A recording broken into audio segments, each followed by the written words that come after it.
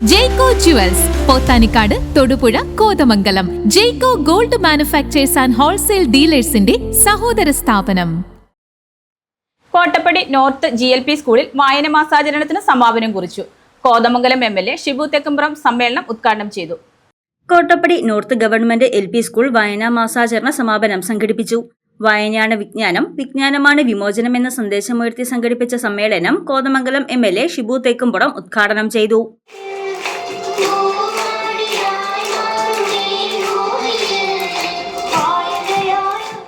എനിക്ക് തോന്നുന്നു നിരവധി സ്കൂളുകളിൽ വ്യത്യസ്തമായ ചടങ്ങുകളിലൊക്കെ പങ്കെടുക്കാൻ എനിക്ക് ഈ വർഷം കഴിഞ്ഞിട്ടുണ്ട്.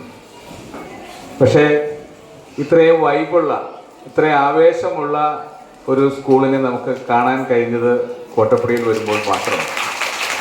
വളരെ ആക്റ്റീവായ എല്ലാ തരത്തിലും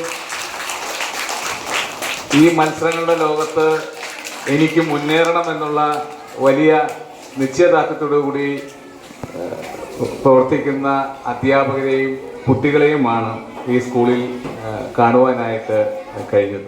വിവിധ മേഖലകളിൽ മികവ് തെളിയിച്ച ശിവദ പ്രദീപ്, ഭദ്ര അനീഷ്, സോമ പ്രദീപ്, ആതിര ശശി, എഴുത്തുകാരി പൊന്നമ്മ NC എന്നിവരെ ആദരിച്ചു.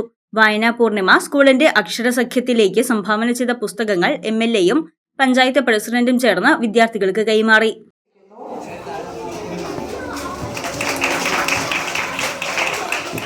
വായനാ Poornima chief coordinator EV Narayanan അക്ഷരസഭയ്ക്ക് നേതൃത്വം നൽകി.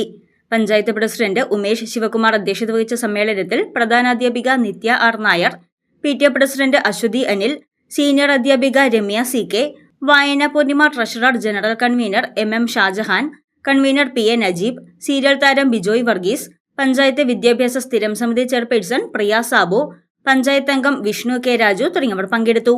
വായന മാസാചരണത്തിന്റെ ഭാഗമായി സംഘടിപ്പിച്ച വിവിധ മത്സരങ്ങളിലെ വിജയികൾക്കുള്ള സമ്മാനദാനവും നടത്തി. ന്യൂസ് ഡെസ്ക് മൂവരുവട ന്യൂസ്. എന്റെ കാഴ്ചയ്ക്ക് ചില ബുദ്ധിമുട്ടുകൾ അനുഭവപ്പെടാൻ തുടങ്ങിയത് ഈയിടെയാ. ആദ്യം ടെൻഷനായി. മകളാ പറഞ്ഞത് അഹല്യയിൽ പോകാൻ. അഹല്യയ്ക്ക് 30 വർഷത്തെ പാരമ്പര്യവും വിശ്വസ്തതയുമുണ്ട്. അഹല്യയിലെ വിദഗ്ധരായ ഡോക്ടർമാരുടെ ചികിത്സ കൊണ്ട് എനിക്ക് എന്റെ കാഴ്ചശക്തി പൂർണ്ണമായും തിരിച്ചു കിട്ടി. ഇപ്പൊ എനിക്ക് ഈസിയായി വായിക്കാം. നേത്ര സംരക്ഷണത്തിന് നമ്മുടെ Ahalya. Ahalya foundation eye hospital, കേരളത്തിൽ എല്ലായിടത്തും.